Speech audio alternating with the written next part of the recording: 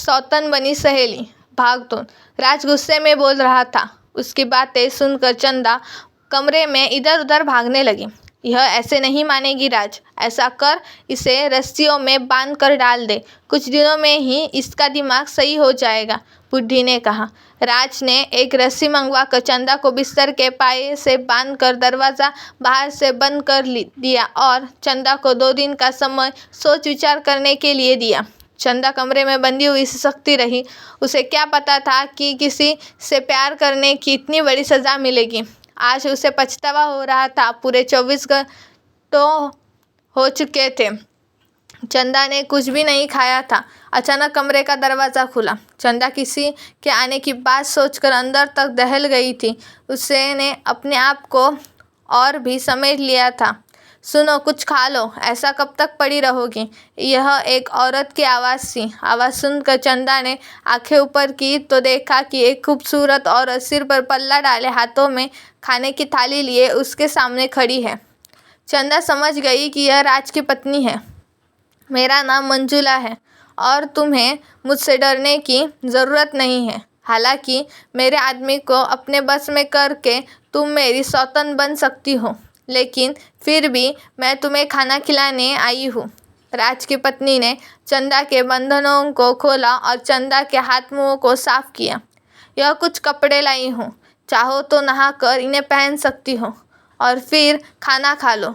आप मुझे इतना बता दीजिए कि अगर मेरे जगह आप होती तो क्या आप खाना पीना खा सकती हैं? अगर आपने किसी से प्यार किया होता और वे आपको धोखा दे दे तो आपको कैसा लगता? देखो, मैं यह बरसों से हूँ और मैं यही कहूँगी कि जो तुमसे कहा जा रहा है उसे मान लो, क्योंकि तुम्हारे रोने का कोई भी अवसर इन पर नहीं होने जा रहा है, मंजुला ने चंदा को समझाते हुए कहा। पर फिर भी चंदा को मंजुला की बातें समझ नहीं आ रही थी। उसे तो लग रहा था कि एक बार अगर वह यहाँ से भागने में कामयाब हो गई तो सीधा अपने गांव जाकर माँ बाबूजी से माफ़ी मांग लेगी। पर शायद यह सब इतना आसान नहीं होने वाला था। कुछ दिन बीतने के बाद राज की माँ फिर से उस कमरे में आई। उनके साथ राज भी था। सुन लड़की, जाकर नहा धो ले और साज श्रृंगार भी कर ले। वैसे तू श्रृंगार नहीं भी करेगी तो भी कोई असर नहीं पड़ने वाला है। और बेटे राज, तू आखिर किस दिन का इंतज़ार कर रहा है? अब समय आ गया है, तुझे अपनी मर्दांगी साबित करनी होगी।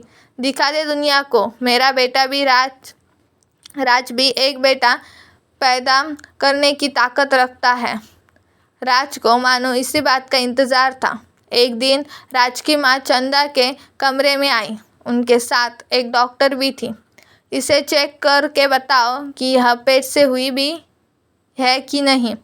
डॉक्टर अपने काम में लग गई और चंदा के कुछ सैंपल लेकर उनकी जांच की। कुछ देर बाद डॉक्टर ने चंदा के पेट से होने की सूचना दी। राज को यह बात पता चली तो वह खुशी से फुलाना समाया। आज उसे अपनी मर्दांगी पर बड़ा घमंड हो रहा था और उसने अपने मान लिया था कि औरत बदलने से वह बेटे का बाप बन जाएगा। चंदा पेट से क्या हुई? उसके कमरे में सूखे मेवे फल का अंबर लगा दिया गया। किसी चीज़ की कोई कमी नहीं रहने दी गई। चंदा के आसपास राज और उसकी माँ रोज़ आते और चंदा के पेट पर नज़र डालते और इशारों में ही खुश होते।